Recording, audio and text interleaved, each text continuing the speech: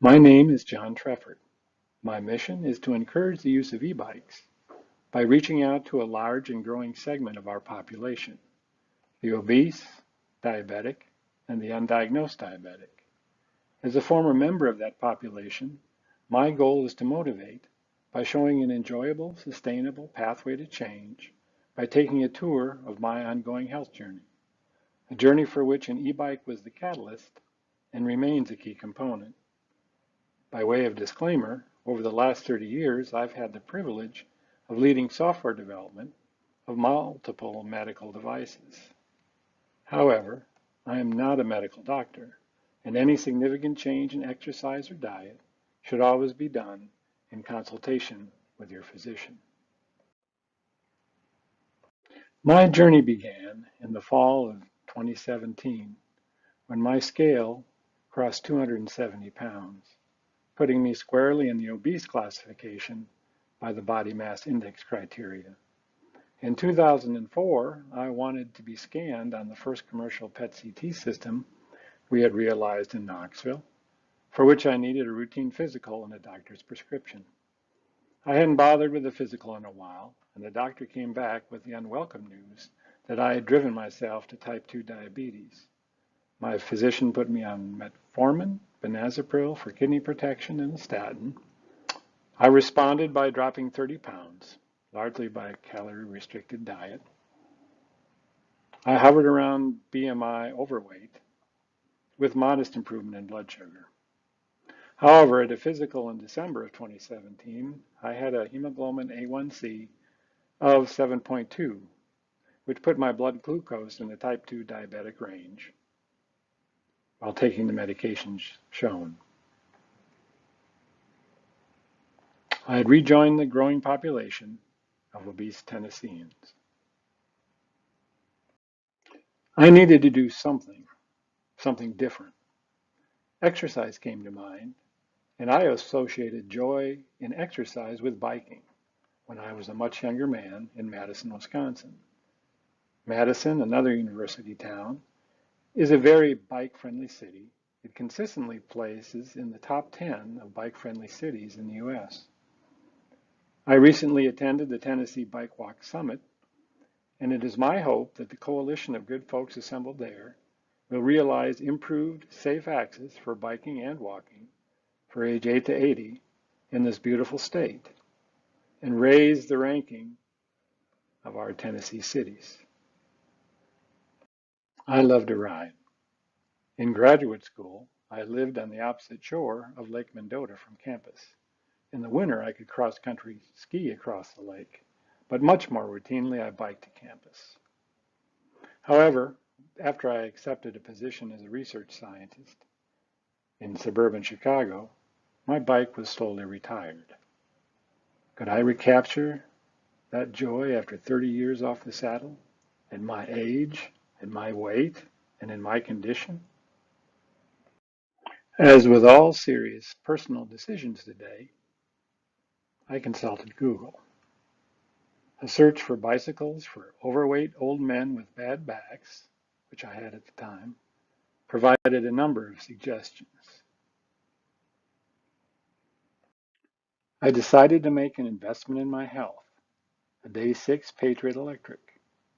With the assistance of the local Day6 partner, West Bikes, I road tested the 24-speed non-electric model. However, the road to my home has an extremely steep grade, which made it abundantly clear that the e-bike would be a more sustainable and effective choice. Day6 comes from a heritage of providing assistance for those with limited mobility and provide a very comfortable wide seat and adjustable lumbar support. The bike has a 300-pound passenger capacity and offers a pedal-forward design that lets you stop and sit with both feet grounded. A 750-watt motor provides pedal assistance at the crankshaft, and an 800-watt battery provides more than enough power for a 30-mile ride in the East Tennessee hills. All controls are accessible by hand: an 8-speed Shimano gear shift, a 5-level pedal assist selection, an LCD panel which displays battery level, speedometer, and odometer, and power utilization, how much assist is being provided at any time, and an on-demand throttle that can provide up to full assist with the push of a thumb. So why an electric rather than a real bike? I've already mentioned confidence.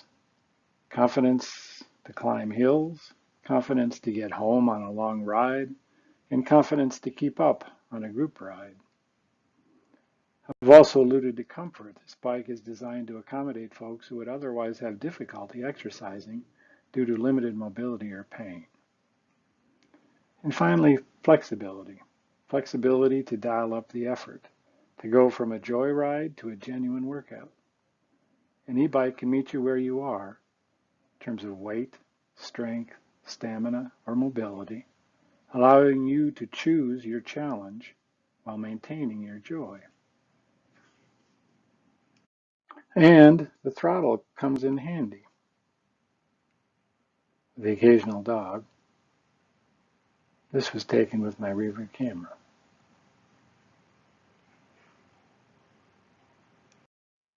You can just see the enthusiasm brimming from my face as I set out on my first ride on November 4th, 2017.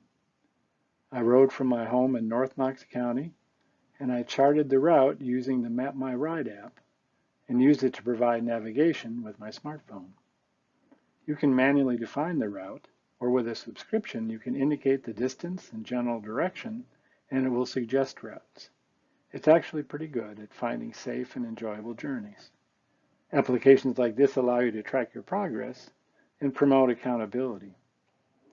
My first ride was approximately 9 miles, with an elevation gains of 764 feet and a recreational pace of 11.9 miles an hour.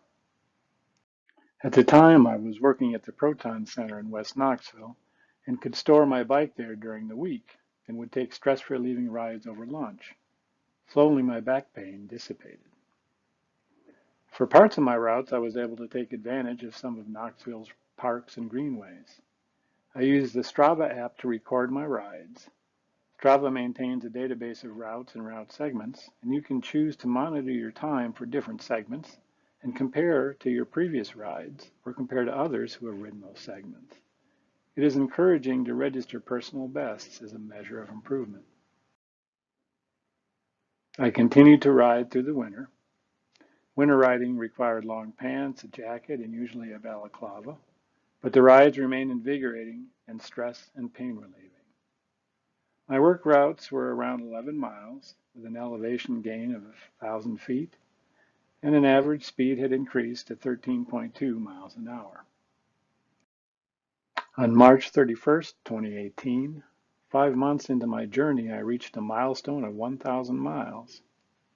I was riding primarily from home with a typical distance of 30 miles, with an elevation gain of over 2,000 feet, and a brisker pace of 15.6 miles an hour. I was beginning to challenge the best segment times and switched to the then new sport category of e-bike to be fair to unassisted cyclists.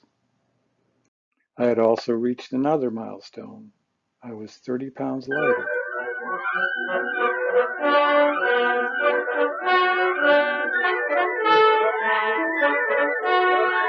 This trend would continue through the following months.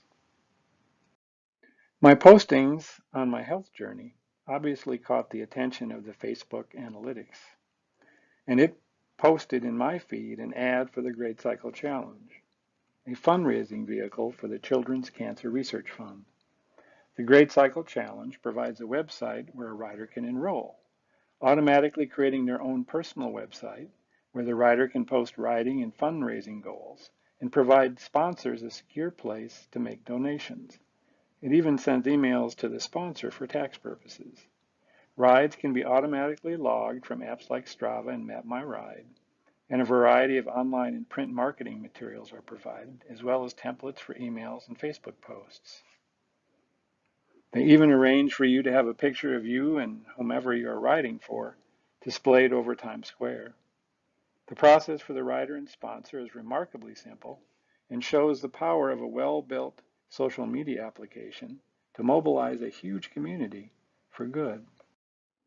I started out with what I thought was a stretch goal of riding 400 miles in June and raising $500. My sponsor's amazing generosity inspired me to adjust both goals up twice before the month was out, ultimately riding 700 miles in June and raising over $2,000.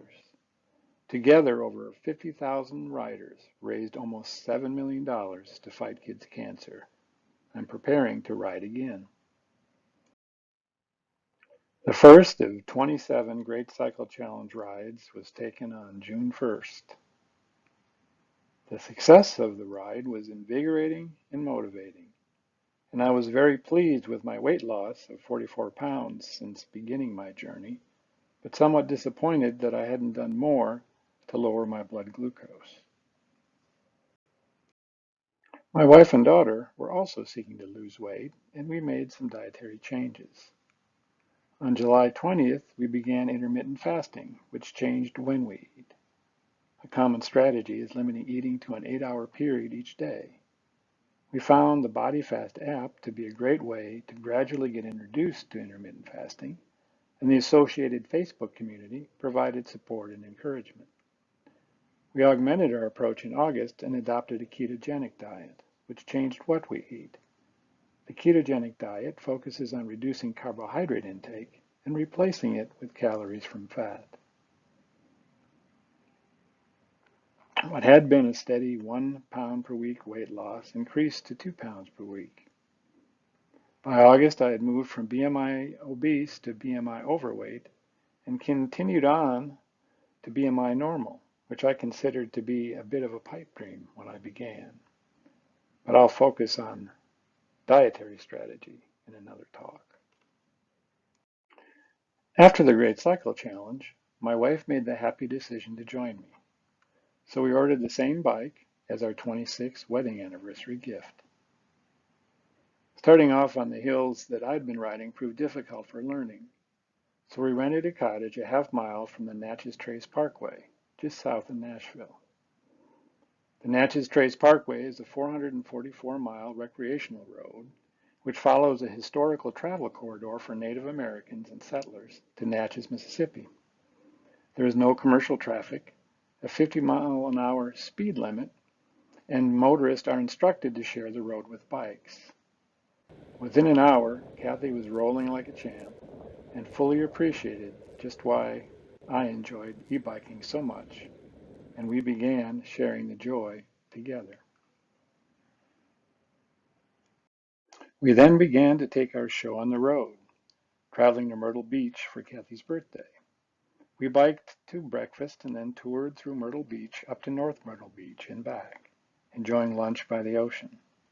The following day, we biked to Huntington Beach and Murrells Inlet, enjoying a delightful seafood dinner before biking back to our hotel. Wherever we travel, someone stops to ask about where we got those funny bikes and where they might find them, and we are happy to evangelize a bit on the subject. Another great option is joining group rides sponsored by bike shops and clubs.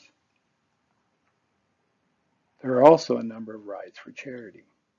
36 hours into a 48-hour fast, we joined one of them, a 31-mile route at the Tour de Teleco. We were amazed how great we felt and thoroughly enjoyed the sunny scenic tour for a good cause. When I was told I had developed type 2 diabetes, it was a bit unsettling. Diabetes is described as a progressive disease, manifested clinically by deterioration of parameters such as A1C. Medications are perceived as a primary mechanism to slow down the process. If you listen carefully to the commercials, you will hear diet and exercise thrown in for good measure. A physical just after Christmas served as a checkpoint on progress, 13 months and 3,300 miles into my journey. I had, after consultation with my doctor based on daily blood glucose data, stopped diabetes medication some months before. I had reached a BMI normal weight. Based on my daily glucose numbers, I predicted an A1C under 5. My doctor was skeptical, saying he rarely sees such numbers and would be happy if it was under 5.7. While obesity could be removed from my indications, the medical terminology for my 4.9 A1C is remission. Another significant risk factor for cardiovascular disease, blood pressure, was also very good. I was off medications, and the primary risk factors for cardiovascular disease had been addressed. But the inflammation associated with elevated blood sugar had been present for close to 20 years. Calcium deposition in coronary arteries is part of an inflammatory response which leads to the formation of plaques. A coronary artery calcium scan is a CT scan which provides a measure of calcium and has been shown to be one of the best predictors of cardiac event risk. In January 2019, I had a coronary artery calcium scan done, which I paid for out of pocket. While the value of the test is starting to be acknowledged, it is still rarely paid for by insurance. You can see calcium in the vertebrae and in ribs in the slice shown here. Unfortunately, you can also see significant calcium in my left anterior descending artery and my left circumflex coronary artery.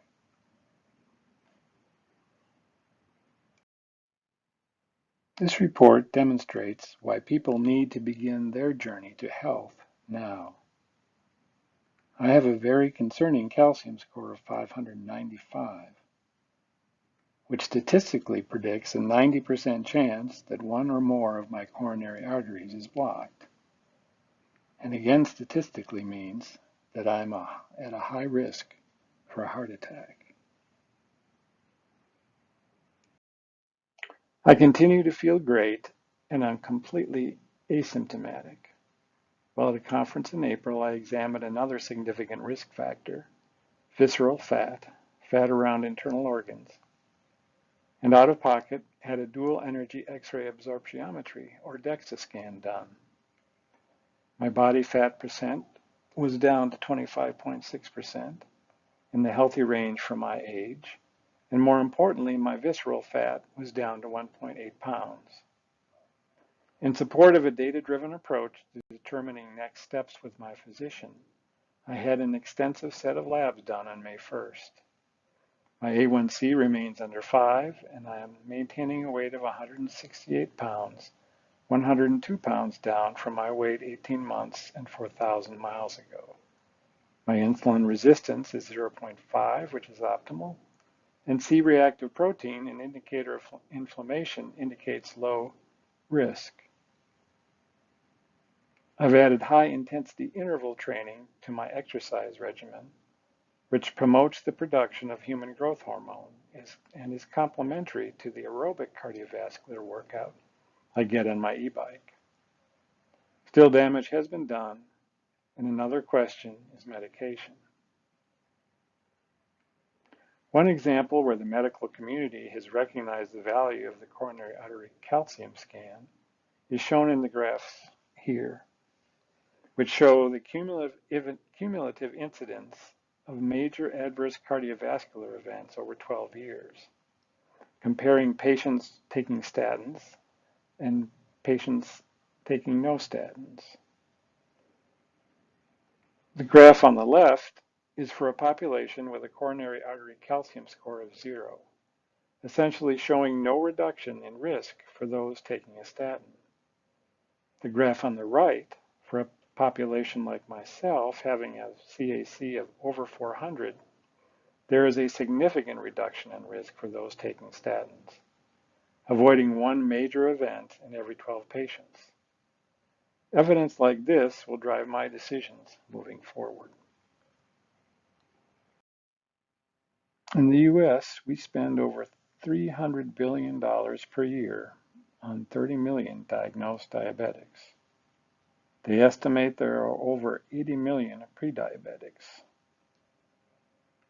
By my estimate, at the moment, having reversed my condition, assuming that I don't have my statistically predicted heart attack, I am currently saving the healthcare system $3,000 per year. What if I could use that money to be part of the solution?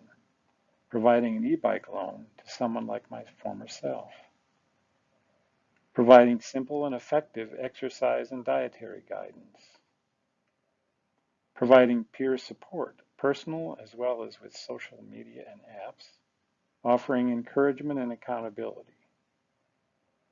If the goal is reached, the e-bike loan becomes a gift.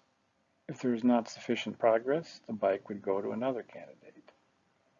I would like to get a grant to start a pilot program to demonstrate the reversal of diabetes with exercise and diet.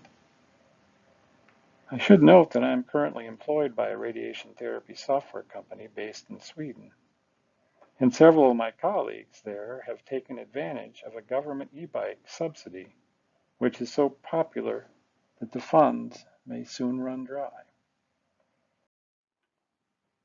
In conclusion, I hope that you would agree that I have provided evidence of a successful N=1 experiment reversing obesity and type 2 diabetes. The beauty of the e-bike is that it can meet you wherever you are and carry you forward, making the journey to health enjoyable and sustainable. If we can replicate this experiment, we can, person by person, address the obesity and diabetes epidemic and its rapidly escalating cost. There is hope, but we must get the word out and start now before more damage is done. If you have any questions on this presentation, or if you would be interested in seeing this experiment carried forward as a potential sponsor or as a participant, please email me. Many thanks.